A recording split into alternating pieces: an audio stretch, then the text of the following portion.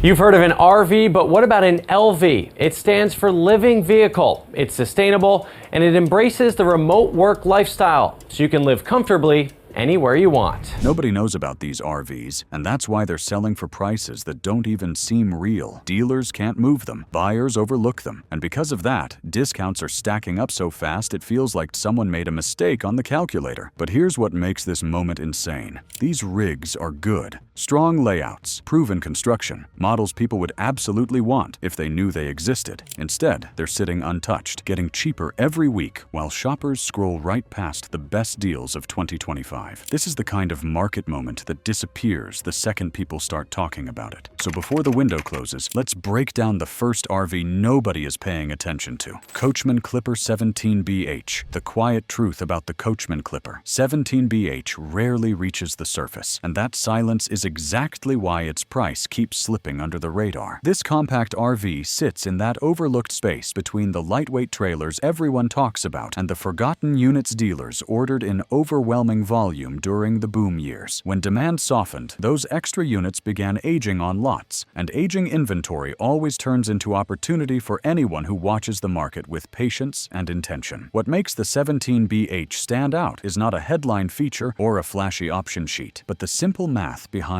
why dealers need it gone. During the surge of family travel in the early 2020s, dealerships stocked far too many small bunkhouse models. They expected endless momentum. Instead, the market corrected, floor plan financing costs piled up, and suddenly, units like the 17BH became financial liabilities the longer they sat. That pressure is visible in the markdowns. Listings dropping from $22,900 to $15,999, a decline driven by real carrying costs rather than promotional enthusiasm. When a dealer faces month after month of interest penalties, they start cutting deeper, and that is when a model like this becomes quietly valuable. The layout itself is practical in a way that survives trends. A front bed with respectable room, double bunks in the rear, and a small but workable kitchen form a floor plan that does not pretend to be something it is not. Everything inside feels built for straightforward travel. No oversized gimmicks, no fragile moving parts, no design fads that age poorly. That restraint makes the 17BH one of the easier RVs to maintain over time, especially for anyone who prefers simplicity to novelty. You can walk through one of these units and immediately understand why they last. The systems are accessible, the components are familiar, and the structure follows patterns that have been proven for decades. What matters right now is the timing window. When a model hits this stage of oversupply, prices do not slide gently. They fall in steps, driven by dealer deadlines, auction schedules, and seasonality. Once a batch clears out, the deals vanish with it. That is why the 17BH deserves attention while it is still available at numbers normally associated with older, high-mileage towables. When you see a practical, durable RV selling at used pricing purely because of inventory pressure, it signals a moment worth taking seriously. Up next comes a unit discounted for an entirely different reason, and the shift behind it reveals another piece of this unfolding market story. Jayco J-Feather X 17Z. There is a quiet shift happening in the hybrid trailer world, and the Jayco J-Feather X 17Z sits right in the center of it. For years, this model carried a steady reputation as a dependable lightweight option, but the market changed faster than anyone expected. As buyers moved toward insulated hard-sided designs, the soft-ended hybrid units suddenly became overlooked, even though many of them still deliver more sleeping space and better practicality than larger towables. That shift pushed the X17Z into a price category it was never meant to occupy, and the numbers now appearing on dealer lots prove exactly how far it has fallen. During the high-demand period of the early 2020s, the J-Feather X17Z had a strong following built around its two fold-out sleeping sections, its manageable weight, and its simple, functional interior layout. Families appreciated how it expanded into something that felt closer to a full-sized travel trailer without requiring a heavy tow vehicle. But once the market cooled, units like this began slipping through the cracks. Buyers scrolling online would pass by anything with canvas ends, even if those ends doubled available sleeping capacity. That hesitation created a surplus, and surplus always leads to steep markdowns. Look at recent wholesale data, and the pattern becomes impossible to ignore. Auction sheets show X17Z units clearing at nearly half of their original asking prices, with several selling for figures that once would have seemed impossible. Listings that once held firm around the mid-20,000 range now appear marked down toward the mid-teens. Those reductions are not motivated by excitement. They are driven by real financial pressure, floor plan costs accumulating month after month, interest rates weighing on dealer inventory budgets, and the reality that hybrid models simply are not trending at the moment. Yet the J-Feather X17Z still holds meaningful value where it counts. Its fold-out sections create sleeping room that rivals much larger Towabbles. Its kitchen layout remains functional and easy to navigate. Its weight makes towing accessible for many household vehicles rather than just full-sized trucks. The construction follows patterns Jayco has used successfully for years, with parts that are common, replaceable, and unlikely to become headaches later. When a model like this drops into a new price bracket, the opportunity lies not in the trend, but in the utility. The timing matters most. Hybrid models often rebound once seasonal travel begins, because word spreads about the space they offer compared to their footprint. When that rebound arrives, units priced at the current low figures rarely remain available. And as this shift unfolds, the next model in this countdown reveals how changing buyer perception can push certain R-Vs into even deeper discount territory, creating an entirely different kind of opening. Before we move on, take a second to like this video, subscribe for the next updates, and share your thoughts below. These price shifts are happening fast, and your input helps shape which deals and warnings we break down next. Dutchmen Aerolite 195 QB. Something happens when a well-built, lightweight R-Vee slips out of the spotlight, and the Dutchmen Aerolite 195 QB is a perfect example of that quiet fade. This model never collapsed because of a flaw, a recall, or a structural weakness. It simply vanished from attention during a year packed with louder releases and trend-driven marketing, leaving dealers with units they could not move and buyers unaware of the value sitting right in front of them. That kind of disappearance creates a unique market moment, and the numbers behind it reveal why this specific model deserves a second look. When you walk through an Aerolite 195 QB, the first impression is its straightforward practicality. The walk-around queen bed, rare in a compact travel layout, immediately feels different from the corner-cut solutions many lightweight builders used at the time. That bed alone changed how owners used the interior because it allowed real circulation rather than awkward climbing. The kitchen is modest but functional. The storage is predictable, and the systems are familiar enough that replacement parts rarely require special ordering. Everything feels intentional, and that simplicity becomes a strength once the depreciation math begins working in your favor. That depreciation shift is the real story behind the sudden affordability of the 195 QB. During the boom, lightweight models were priced with confidence, and many dealers assumed smaller units would keep selling at elevated levels. But when demand cooled, these compact trailers were the first to reveal how overstocked inventories had become. Listings that once held firm around the mid-20,000 range quietly slid downward, landing near the mid-teens as interest penalties accumulated. The market did not punish the model. It punished the expectation that buyers would pay premium numbers for something designed to be simple, durable, and easy to tow. Where the opportunity becomes undeniable is in the moment, because the 195 QB now sits in a pricing tier shaped by dealer pressure rather than buyer hesitation. When a model moves from being overlooked to being urgent for a dealership, the negotiation landscape changes. You are no longer stepping into a conversation built on scarcity. You are walking into a situation where the unit costs money every day it stays on the lot. That difference influences every number on the table, and it explains why this R-Vee, with its stable layout and manageable weight, now appears in markdown sections once reserved for far older inventory. Timing is the real advantage here. When a batch of these units finally clears,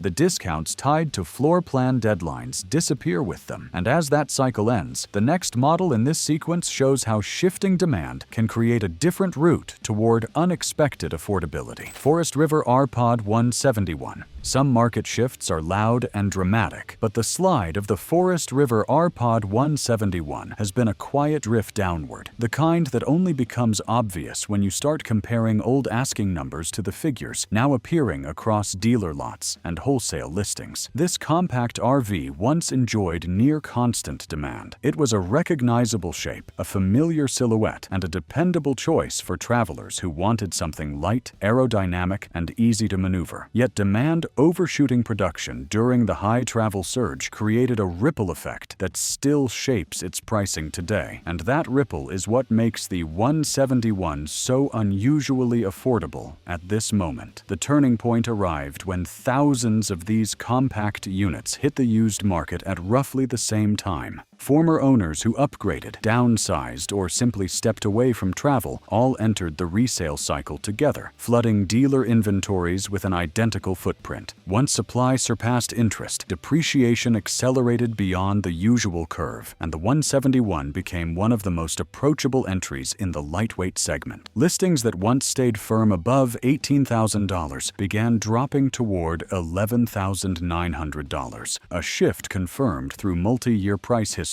and recorded markdown patterns. None of this decline reflected a structural issue or a design flaw. It reflected an imbalance between quantity and timing. Inside the 171, the layout remained straightforward: a rear bed, compact kitchen, wet bath, and a dinette forming the core of a practical interior. This is not a model engineered to impress with unnecessary flash. It was engineered for predictable use, and that predictability is the reason so many units lasted long enough to overwhelm dealer storage. The systems inside follow long-established patterns. The components are widely available, and the overall structure uses materials known for resisting premature fatigue. When a design holds up, the market ends up with more of them in circulation, which is exactly what pushed this model into its current pricing bracket. The advantage now is in the timing window, because once this large batch clears, the next round of inventory will likely reflect more typical depreciation rather than flood-driven reductions. For anyone watching the lightweight segment carefully, the 171 represents a rare alignment of oversupply and durability, producing numbers normally associated with older towables rather than well-kept units with years of travel left. This moment does not linger forever. As these models leave dealer lots, discounts driven by pressure rather than condition disappear with them. And as this cycle shifts again, the next model in this countdown reveals an entirely different reason. An overlooked, understated R-Vee has slipped into a pricing tier few expected. If you have not subscribed yet, now is the time. The next segments reveal deeper pricing gaps that most shoppers never hear about, and staying subscribed ensures you see the warnings and opportunities the moment they surface. Gulfstream Ameri-Lite 188 R-Bee. Some R-Vees slip beneath the noise of the market, and the Gulfstream Ameri-Lite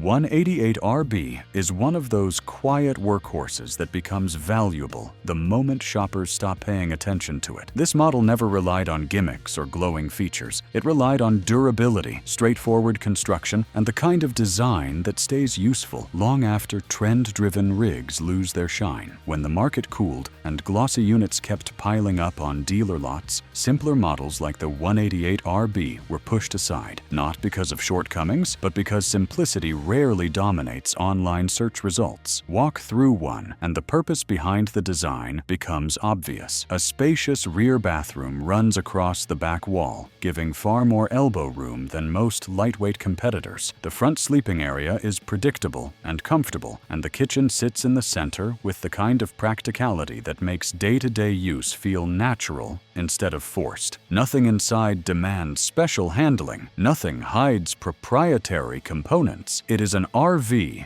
built to take road miles and keep its systems accessible, which is why so many older units continue running without major reconstruction. The reason prices have dropped is not mechanical weakness. It is presentation. Online shoppers gravitate toward bright lights, oversized miniaturized slide rooms, and showroom polish. The 188 R-Vee photographs plain. That plainness caused inventory to linger, and aging inventory triggers dealer urgency faster than anything else. When floor plan costs start stacking up month after month, even well-built models get pushed into clearance territory. That is why real listings show reductions from $24,995 down toward $16,400, a shift driven by financing pressure rather than owner dissatisfaction. This moment matters because once these units clear out, the price floor resets. The next batches will not face the same oversupply. They will follow typical depreciation instead of pressure-driven markdowns. When a reliable lightweight model hits a temporary trough like this, opportunity opens and closes quickly. The 188 R-Vee fits that window perfectly. It offers a layout that ages well, components that remain inexpensive to replace, and a structure that handles rough travel without constant repairs. That timing becomes clearer when you track how long these units sit before moving. Each additional week on a lot adds cost for the dealership, and those costs chip away at their margin. When margins shrink, negotiations open wider than usual, giving you leverage that only appears during these inventory cycles, and that leverage is worth recognizing before the landscape shifts. Keystone Passport 195 R-Vee. There is a particular kind of shift that happens when a well-made lightweight R-Vee enters the market at the wrong moment, and the Keystone Passport 195 R-Vee is a direct example of timing shaping value more than design. This model arrived during a year, overflowing with new layouts, new floor plans, and an overwhelming stream of releases that split buyer attention in too many directions. The 195 R-Vee did not miss the mark. It simply landed in the shadows of its own lineup. And that misplacement is exactly why its price has slipped into a range no one expected. The Passport line has always leaned toward practical engineering, and the 195 R-Vee follows that pattern with a layout built around a large rear bathroom, a front sleeping area, and a center section that avoids clutter. The bathroom alone sets it apart. Many lightweight trailers compromise on space, leaving tight corners and awkward movement. This model breaks that pattern. It gives real room, real storage, and real usability without pushing the overall weight into a higher, more demanding tow category. That balance makes it a functional R-Vee for anyone who appreciates ease over embellishment, but the market rarely rewards subtlety. When too many Passport floor plans launched at once, buyers gravitated toward the ones with louder features, larger slides, or more visible upgrades. The 195 R-Vee became an afterthought, not because of performance, but because it never received enough spotlight to stand out. As interest cooled and inventories grew, the model slipped into dealer back rows, and once a unit reaches the back row, depreciation follows a steeper path. Listings that once hovered near $29,995 steadily dropped toward $21,500 after factory incentives and floor plan deadlines applied pressure. Inside, the structure remains steady. The cabinetry is familiar. The systems follow established keystone patterns. The construction avoids experimental components that often lead to costly failures. It is an R-Vee built for consistent use rather than showroom appeal, and that reliability is precisely what becomes valuable when the financial side of the market turns downward. The discounts now appearing are not tied to condition. They are tied to the simple fact that too many units entered circulation during a saturated release year. Right now, the advantage is in understanding the cycle. When a model falls because of timing instead of weakness, it often reaches a temporary low before bouncing back into a normal depreciation curve. That temporary low is what makes the 195 R-Vee noteworthy. It offers a dependable layout, a manageable towing profile, and pricing shaped by market congestion rather than user dissatisfaction. And as these factors shift again, the next model in this sequence demonstrates how strong construction combined with high original pricing can create an entirely different kind of opportunity. Winnebago Micro Mini 1700BH. Market pressure rarely hits every model the same way, and the one feeling it the hardest right now is the Winnebago Micro Mini 1700BH. This model entered the scene with stronger materials, tighter construction, and insulation levels normally reserved for heavier towables, yet those strengths turned into into a financial disadvantage once the travel surge cooled. When demand softened, dealers were left holding units that cost more to build, cost more to finance, and cost more to keep on the lot. That burden pushed some of the deepest markdowns this segment has seen in several seasons. Step inside the 1700BH, and its purpose becomes clear. The layout is compact, but not restrictive. A front bed offers consistent comfort without awkward climbing. The bunk section provides dependable space for guests or gear, and the kitchen sits in a position that keeps movement natural instead of crowded. Nothing inside feels experimental. Nothing relies on brittle components that fail after a handful of trips. The structure uses patterns Winnebago refined over many years, which is why so many older units continue performing long after similarly sized towables fall into repair cycles. Where the story turns is in the pricing, because the 1700BH did not drop due to weakness. It dropped because its original production cost made it harder for dealers to absorb long holding periods. Floor plan interest accumulates month after month, and when a unit carries a higher build cost than its neighbors, that interest becomes a heavier drag on dealership cash flow. Once that pressure hits a threshold, markdowns begin. Listings that once hovered near $29,995 have now appeared closer to $19,000, creating a gap wide enough to change how shoppers view the entire lightweight category. What matters now is timing, because temporary lows like this rarely hold. Once the current batch clears, pricing shifts back to a steadier curve shaped by normal depreciation instead of dealer urgency. That urgency is the pressure point. Every extra week, a 1700BH sits on a lot adds interest charges that eat into remaining profit. As profit shrinks, negotiation opens, and that opening creates opportunity. This is the cycle unfolding now. The 1700BH sits in a rare overlap of strong construction and temporary oversupply, and that overlap closes fast. When discounted units disappear, replacements follow a slower path, and understanding that timing determines who benefits. Act before the market corrects, and opportunity fades away. If you found these hidden R-Vee deals helpful, hit that like button so more people see this before the prices jump. Drop a comment and tell me which model surprised you the most, or which one you want me to break down next. And don't forget to subscribe for the next wave of market alerts, because the biggest shifts are still coming.